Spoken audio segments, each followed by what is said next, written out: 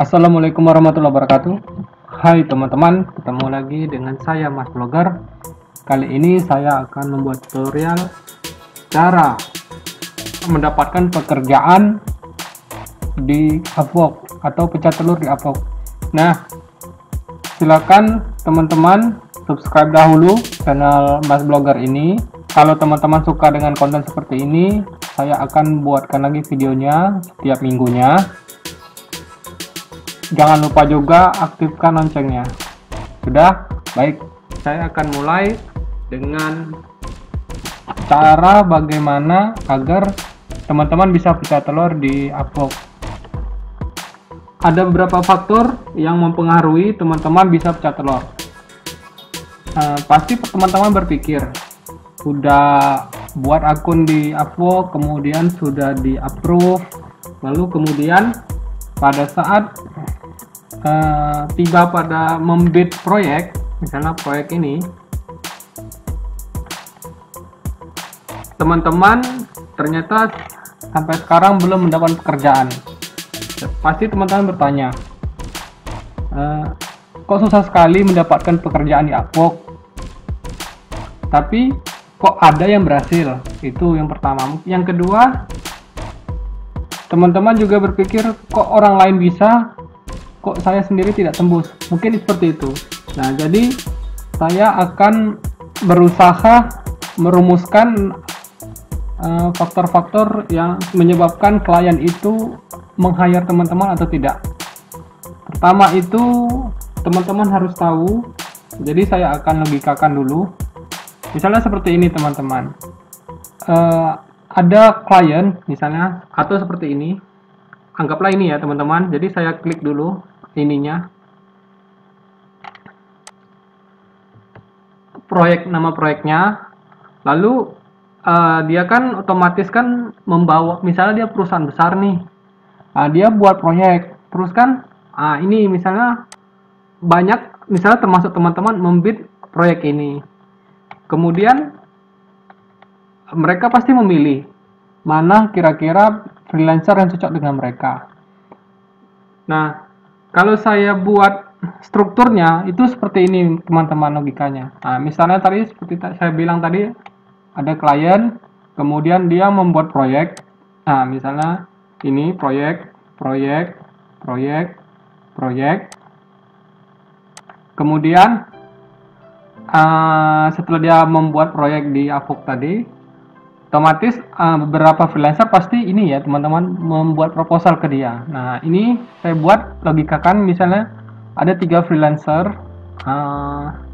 itu berbeda-beda mulai dari profilnya, mungkin dari ada tidaknya historis pekerjaan sebelumnya, dan tentu saja di harganya. Nah, jadi untuk case study-nya saya buat misalnya 2 freelancer. Ini contoh. Kalau kita lihat profilnya, ini kan sangat simpel ya teman-teman. Ini misalnya, ini saya ambil acak aja orangnya ini. Lalu kita lihat ke bawah, ada nggak portofolio? Oh, ternyata dia nggak ada. Jadi portofolionya hanya sedikit. Kemudian historis work-nya baru 1. Lalu contoh kerja hasilnya nggak dilampirkan dia. Yang kedua, misalnya ini yang udah top rate atau yang sudah lama bergabung, coba kita lihat profilnya. Profilnya ini lebih mendetail dan lebih jelas teman-teman. Nah, kalau misalnya saya menjadi klien, disuruh memilih antara 2 freelancer ini, misalnya ini yang sudah pengalaman, ini yang belum pengalaman, tampilan membuat profil seperti ini kurang meyakinkan teman-teman. Tentu saja karena pekerjaan misalnya saya adalah dari perusahaan besar, ya tentu saja ya saya lebih percaya yang ini teman-teman. Alasannya pertama, satu, dia mempunyai profil lebih meyakinkan teman-teman dibandingkan yang ini tadi. Kemudian juga dia punya historis yang lebih banyak, dan dia juga melampirkan ini teman-teman, ini portofolio. Jadi saya yakin kalau misalnya saya sebagai klien, saya lebih yakin meng-hire Kita ganti dulu portofolio yang lain.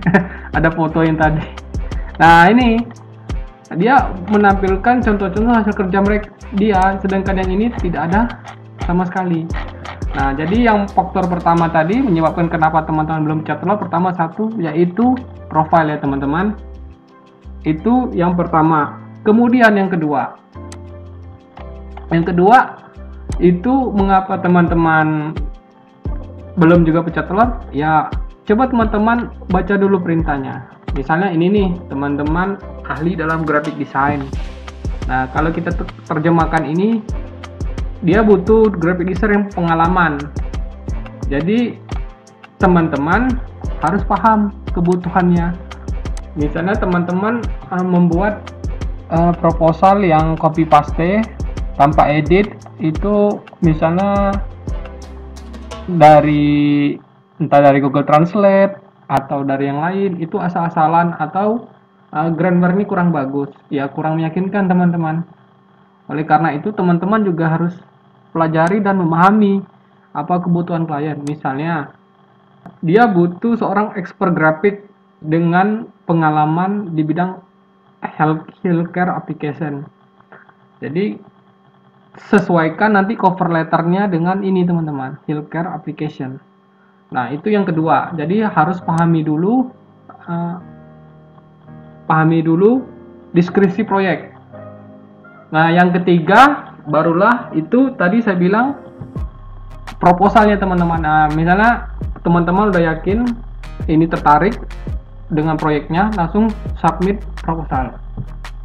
Ini untuk contoh saja. Nah, di sini kan yang ngebid itu kan bukan teman-teman saja nih. Karena saya cari dulu yang misalnya yang ini.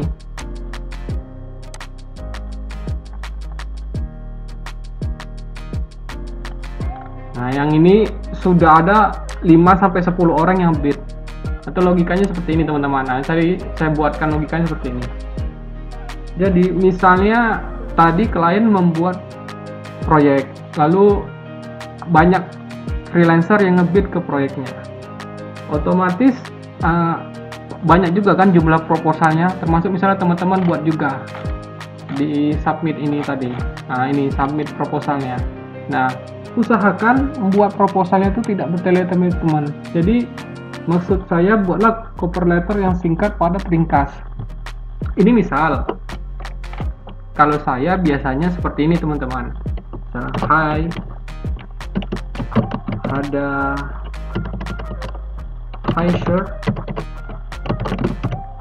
I have read your description and fully understand 100% this project. I have experience with graphic design for, misalnya teman-teman punya pengalaman selama 5 tahun, 4 years. Check out my profile and portfolio. Hope to hear you soon. Ada. Nah, misalnya seperti ini. Jadi kalau teman-teman buat cover letter itu sebaiknya tidak usah panjang-panjang teman-teman. Yang penting ringkas, padat. Jadi tahu maksud dari klien ini tadi. Nah, sebutkan juga karena tadi dia butuh expert graphic design yang experience di healthcare, maka alangkah sebaiknya juga teman-teman menyebutkan juga misalnya di sini. Karena I have experience, ini misalnya saya hapus saja. Jadi ada kata kuncinya juga. Maksudnya I have experience graphic design, experience in design, misalnya before, ini aja. Nah, seperti ini. Jadi ketika klien membaca proposal yang dibuat berapa freelancer ini, dan tentunya dia tidak pusing membaca ini teman-teman, apa namanya, proposal teman-teman, karena singkat, jelas, padat. Jadi oleh karena itulah saya bilang di pertama tadi, teman-teman harus mempunyai profile dan usahakan juga punya portofolio yang bagus teman-teman. Nah itu yang ketiga. Nah yang keempat, seperti saya bilang tadi, itu ini teman-teman, portofolio. Kenapa ini penting? Karena teman-teman kalau misalnya bersaing dengan, nah misalnya ini ya, ini kan kayaknya dia masih baru buat ID tapi dia sudah pencet telur. Kalau misalnya logikanya seperti ini, si freelancer ini membid, kemudian freelancer yang sudah berpengalaman ini juga bid. Secara logika klien pasti memilih yang ini teman-teman. Ya karena dia punya profil yang bagus, dia punya jam terbang yang tinggi, kemudian juga dia punya ini hasil kerja yang sangat eye catching sekali.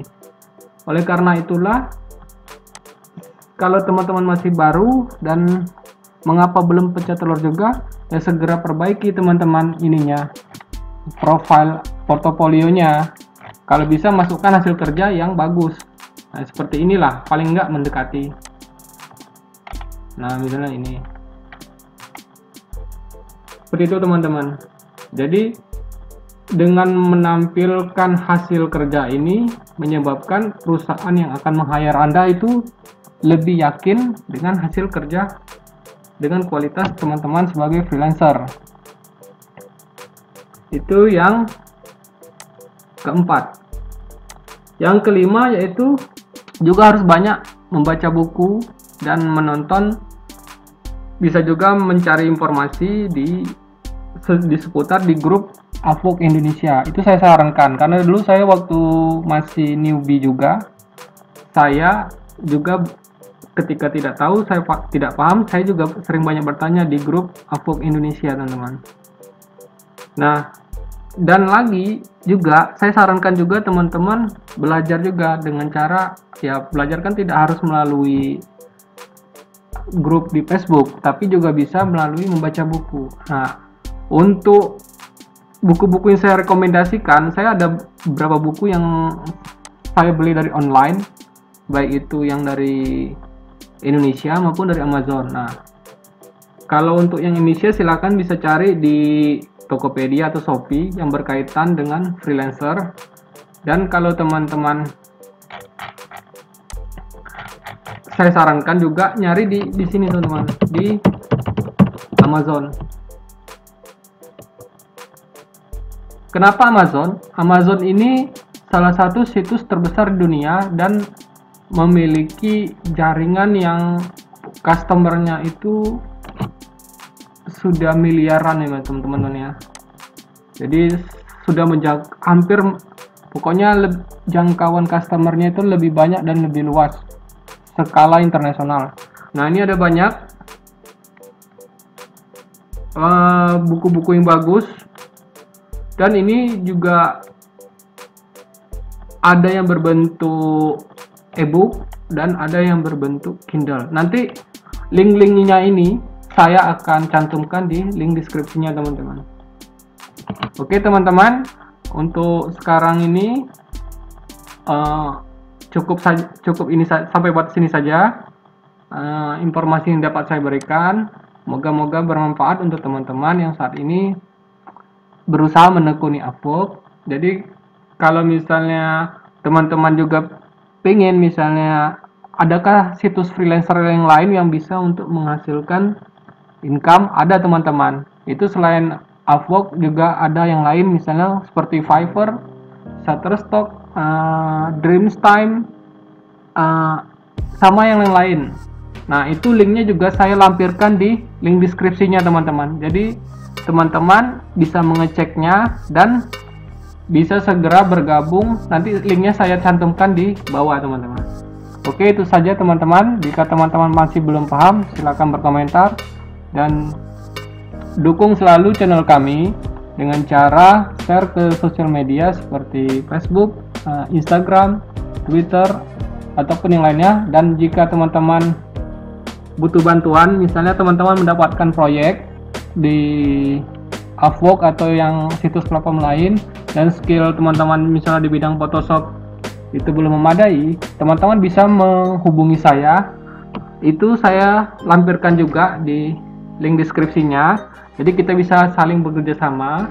Jadi teman-teman mendapatkan review yang bagus, kemudian teman-teman juga dipercaya klien, jadi klien nanti bisa repeat order dengan teman-teman.